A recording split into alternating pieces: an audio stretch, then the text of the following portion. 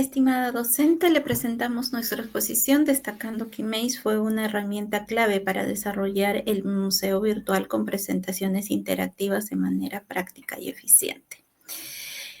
El proceso de retorno a la democracia en el Perú tras 12 años de gobierno militar se destacaron eventos claves que marcaron esta transición. En 1975, el golpe de Morales Bermúdez contra Velasco trajo reformas laborales conocidas como paquetazos, rechazadas por los trabajadores, lo que generó movilizaciones masivas lideradas por obreros y campesinos.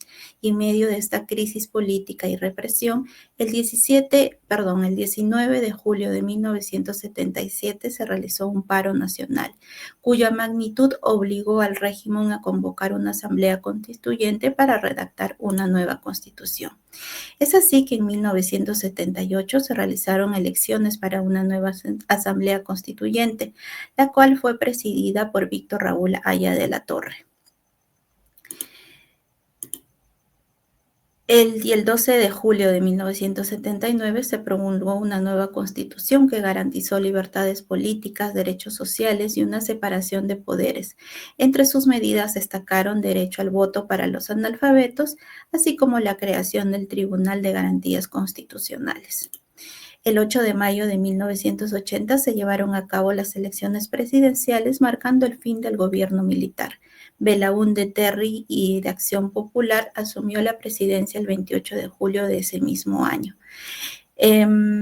Este acto simbolizó el restablecimiento de una democracia en el país y como una de sus primeras medidas cumplió con devolver a los medios de comunicación confiscados por la dictadura a sus dueños.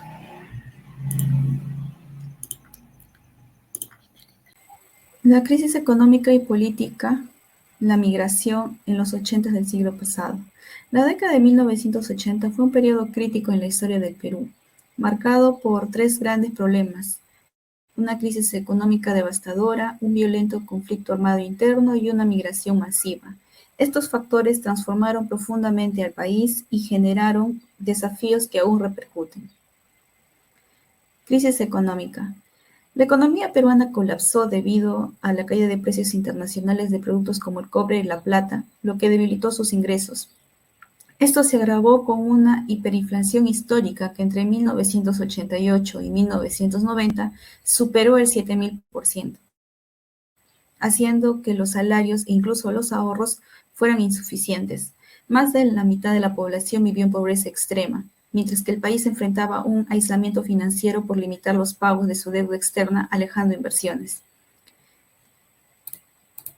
Crisis política. La inestabilidad política también marcó la década. Hubo corrupción en el gobierno y un liderazgo débil, mientras el país enfrentaba la insurgencia de grupos armados como Sendero Luminoso y el MRTA, responsables de más de 20.000 víctimas. La violencia se extendió con secuestros y masacres en zonas rurales y urbanas, mientras el Estado se debilitaba, incapaz de controlar la economía o frenar la insurgencia. Migración masiva. La crisis económica y la violencia interna impulsaron una migración masiva. Miles buscaron mejores oportunidades en países de América Latina como Chile y Venezuela, Estados Unidos y Europa, especialmente España e Italia.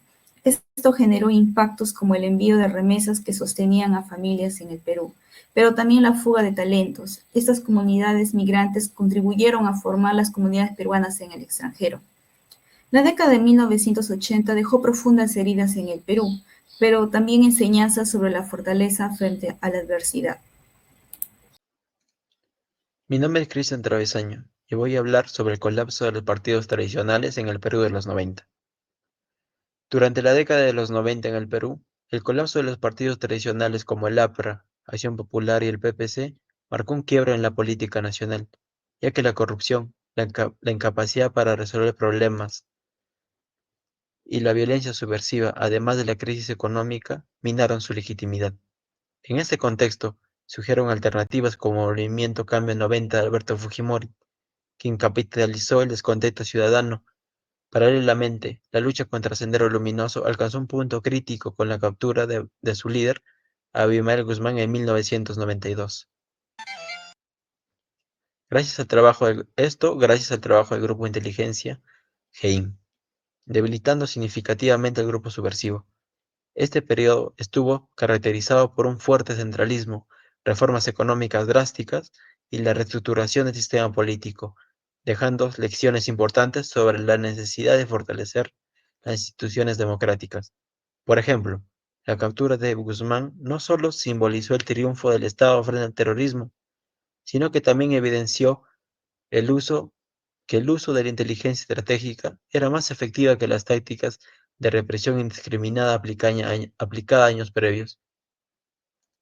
Sin embargo, las transformaciones de la década de los 90 también trajeron consecuencias controversiales. Con el apoyo de la Embajada Alemana.